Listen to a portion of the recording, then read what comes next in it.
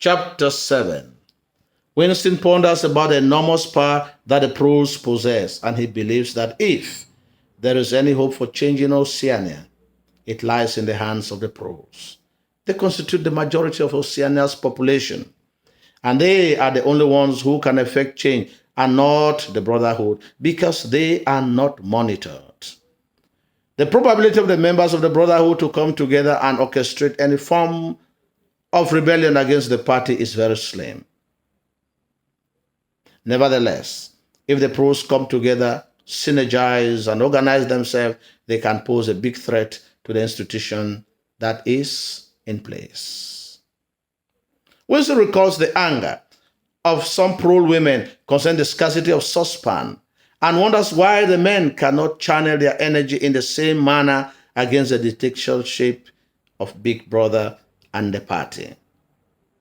What the pros need is just a bit of consciousness about their potentials, and a charismatic leader.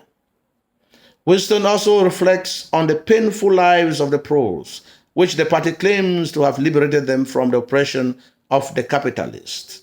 Ironically, the party has subjected them to the most miserable, undignified, and animal life. There are children who are sold to labor camps at tender ages. Many of them start doing hard labor at 12. They get married at 20 and die by 60.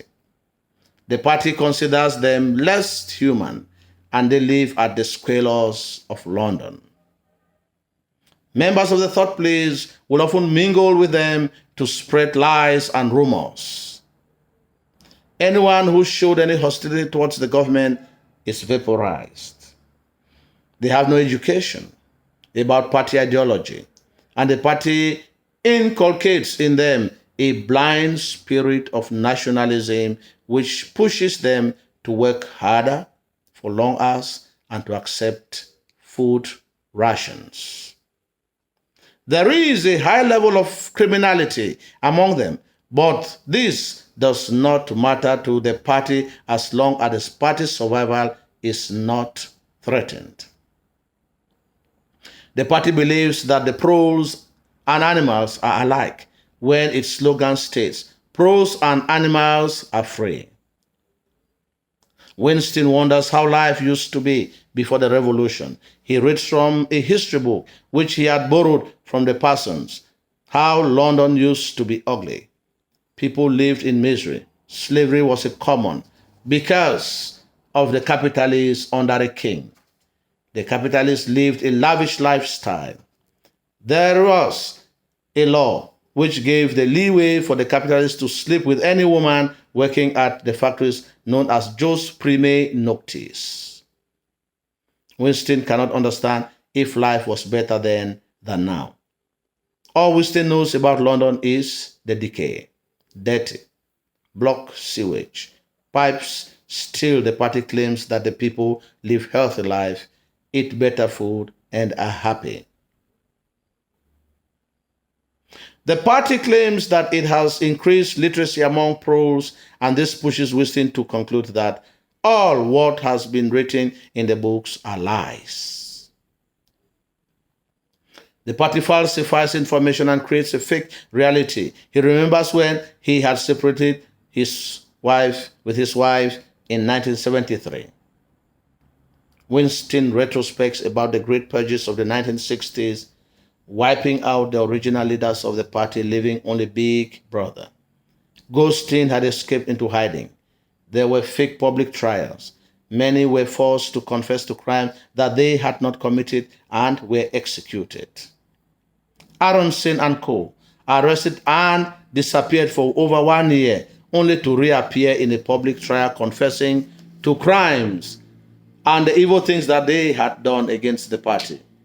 They have killed many people, carried out acts of hostility against Big Brother, and embezzled money. This confession earned them a pardon, and they are given empty positions in the party. Winston sees 3 men spending time at the Chestnut Tree Cafe, and he has pity for them because despite the pardon, they will still be executed. Anyone who gets into trouble with the party or the third place must pay with their lives. These three men share gene, and it is risky to share their company. Rutherford is a cartoonist who depicted the misery, slums, and starving children. There is also a song from the telescreen. Rutherford begins to shed tears. The men are later arrested. They confess to the same crime that they had confessed before, vaporized, and their names written in the annals of the party to serve as a deterrent to others who may try to rebel against the party. Ironically, 3 years later, a paper with pictures surfaces in the Times magazine showing the three who had been executed were actually in New York attending a party on the same day. They were accused of committing crimes in Eurasia and siding with the enemy. This is proof that the party had compelled or forced them to confess to crimes that they had not committed. Winston knows that the false reason why the trio had been executed are the same reason for the purges. Winston shifts from the telescreen as he has a paper in order not to be detected containing pictures of the trio. He scribbles something on the picture, always conscious not to betray his facial expression, and pushes the photo with the waste papers into the memory hole. At the moment of the discovery, Oceania is no longer at war with Eurasia. History is always twisted. And Winston understands the how, but not the why. Winston begins to wonder if he has not gone insane or he is alone in thinking in that way. The picture of Big Brother's scorns to convince you there is anything that the party says, that everything that the party says is true. The very fear that the refusal to believe in the party's philosophy was tantamount to death made people to believe what was said because they did not have a mind of their own. Winston reflects on O'Brien, their eye contact, and their communication, and believes that he is on his side. He wants to dedicate his diary to O'Brien as he is puzzled about how the party can manipulate people to believe in their lies. All what Winston wants is the freedom to say what one pleases at any time and anywhere. This chapter focuses on the pros who have been subjected to illiteracy deliberately by the party so that they should not become politically conscious and become a threat to the existence of the party and Big Brother. The pros are the only ones who can shake in the foundation of the party, but they lack a charismatic leader and political awareness or consciousness.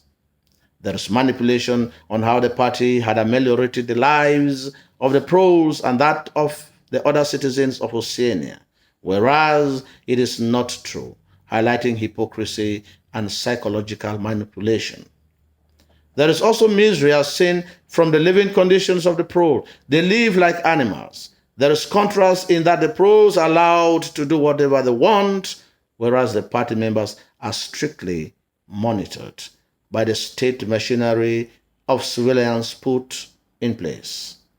The party also fabricates crimes and forces people to or undesired elements to confess to them before they are simply vaporized.